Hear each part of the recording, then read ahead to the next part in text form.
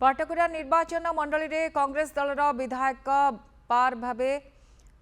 भावे पाइले रतिकांत कानूनगो ना घोषणा होईछि। रतिकांत 4 वर्ष हेब कांग्रेस दल में जोग देबा परे पाटकुरा रे सोई रहितबा कांग्रेस दल रतिकांत नेतृत्व में एकत्रित होइतिला। 2019 निर्वाचन में कांग्रेस पाटकुरारू जयंत कुमार महांती को निर्वाचित करथिला। तेबे मैदान ओल्हेइथिले भी से 2006 खंड भोट पाइथिले। कांग्रेस एक रकम निज अस्तित्व हराइथिबा भली लागुथिबा बेले रतिकांत दल में जोग देबा परे 4 वर्ष हेब पाटकुरार 3 ब्लॉक गरदपुर डेराबिस और मार्साखाई ब्लॉक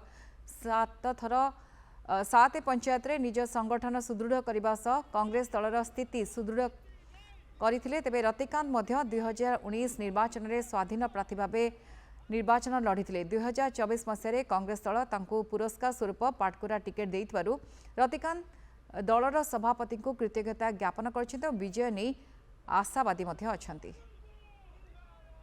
निश्चित भाव में आज जो कांग्रेस मिली टिकेट मु धन्यवाद देवी आम ओडिशा प्रदेश कांग्रेस कमिटर सभापति श्रीयुक्त शरद पट्टनायक को एवं ओडिशार जे प्रभारी अच्छा डॉक्टर अजय कुमार को एवं आम विरोधी दल नेता नरसिंह मिश्र को एवं आमर कैंपेन कमिटर चेयरमैन भक्त दास को एवं पंचानन कानून को आमर जे एठी अछंती ठाकुराणी ग्राम देवती तांको प्रथमे मुंडिया मारिबी एवं पितामाता आशीर्वाद नेबी एवं सबु कर्मी भाई मानकर सहयोग सदिच्छा आशीर्वाद को लेकिन लोक मान पाखक जीवी एवं मु दीर्घ 4 वर्ष है लोक मान पाखे अच्छी लोक मान सुख दुख रे अच्छी।